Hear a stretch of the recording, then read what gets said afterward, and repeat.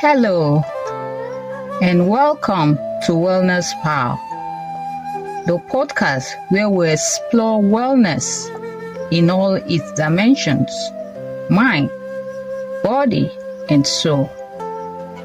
I am your host, OKA, and today we are diving deep into a topic that's often misunderstood: poverty and the mentality that surrounds it. Now, before we get started, let's make one thing clear. This isn't about wealth or lack of it. It's about the mindset that can make or break our ability to rise above the challenges we face. Let me kick things off with a powerful quote that inspired today's discussion. Being poor is not the problem. It's the mindset that keeps one trapped in poverty. You can be given all the money needed to succeed, but without the right mentality, you still find yourself back where you started. Think about that for a second. It's not money that's the key to escaping poverty. It's what's going on inside your head. The way you think, the belief you hold, and the habit you cultivate. You can hand someone millions, but if they don't know how to handle it, if they don't have the right mindset, that money will be gone faster than you can say debt.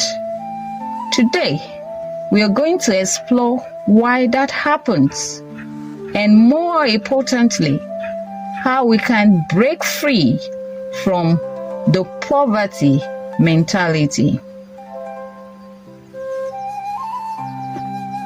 So, what do we mean when we talk about poverty mentality? It's this set of belief and mental habits that revolve around scarcity, fear, and survival.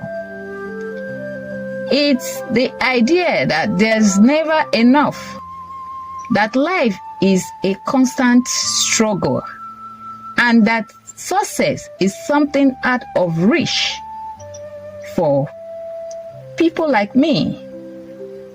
If you have ever thought, I can't afford that, or I'll never get ahead, you are tapping into this mindset. On this flip side, let's look at the wealthy, not just financially wealthy, but mentally wealthy people.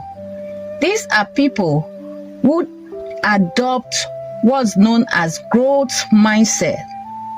They believe that if they work hard, stay curious, and learn from their failure, they can grow, adapt, and succeed. The growth mindset focuses on potential, on what's possible, not on limitation. Now, here's where it gets really interesting.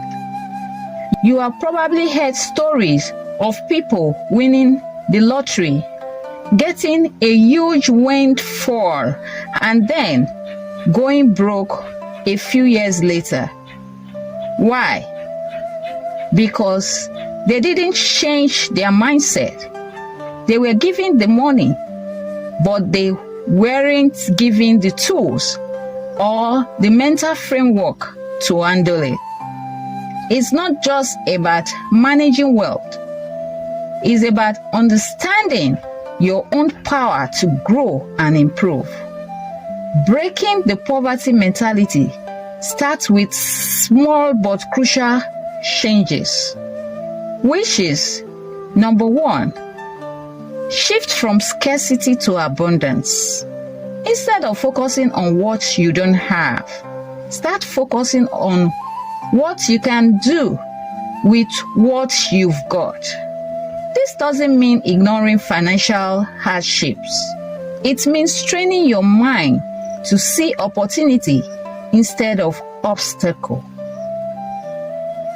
Number 2, learn financial literacy. Education is key. Rich or poor, anyone can learn how to manage money, make it work for them, and grow their wealth. This is why financial literacy is so important. It's a tool that empowers you regardless of where you started. Number 3, practice gratitude. Gratitude shifts your focus away from what's lacking and make you more aware of the good in your life. It rewires your brain to see the positive, which leads to more proactive and confident decision making. Number 4, invest in yourself. One of the best ways to break the poverty mentality is through self-investment, whether it's learning a new skill, getting professional advice, or working on your mental health. Every little bit helps. This might sound simple, but they are the foundation for changing the way you think. And when you change the way you think, your actions follow. And when your actions follow, so does your life.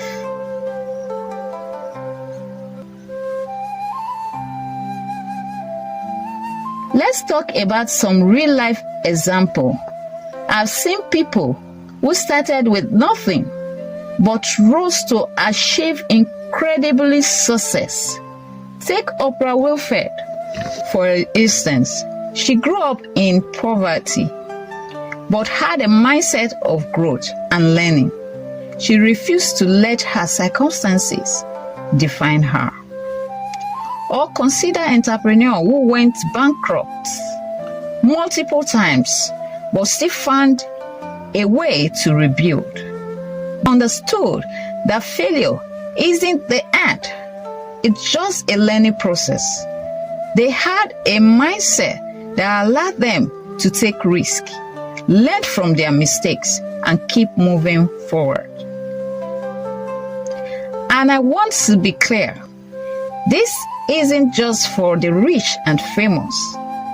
Everybody, regular people, are breaking free from the mental trap of poverty by changing the way they think about themselves and their circumstances. You too can. So, what's the takeaway from today's episode? It is this: money is a tool, but your mindset is the engine. You can be handed all the tools in the world, but without the right mentality, you won't know how to use them. And conversely, if you start with nothing, a growth mindset can help you build everything you need. I challenge you, wellness spouse, to examine the way you think about money, success, and your own potential. Start making those small shifts in your mindset today and watch how the world opens up for you.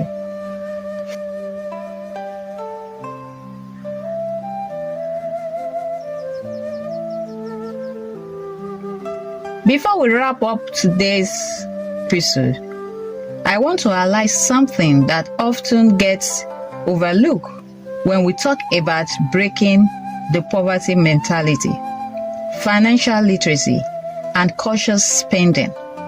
You see, it's not just about having money, it is about knowing how to use it wisely. One of the traps many fall into is spending carelessly, buying things they don't need or things with no lasting value.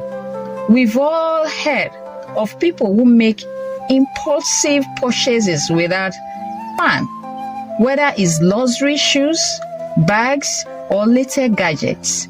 Or let's talk about bigger expenses. Some people spend millions living in hotels or rented apartments when they could have invested in building or buying a home. That hotel stay might feel glamorous, but what do you have when the money runs out? Nothing to fall back on. Take, for example, the trending of spending vast amount of money in wigs, bags, and shoes, things that lose value over time. Now, I am not saying you shouldn't enjoy life or treat yourself, but balance is key. Compare that to spending on assets like gold, land, even stocks, things that grow in value over time. That's the difference between spending on liabilities versus investing in assets. When you focus on abilities, things that drain your money, you find yourself always spending but never building well. However, when you invest in assets, things that bring value or appreciate, you're setting yourself up for long-term security. And it's not just about buying houses or investing in gold.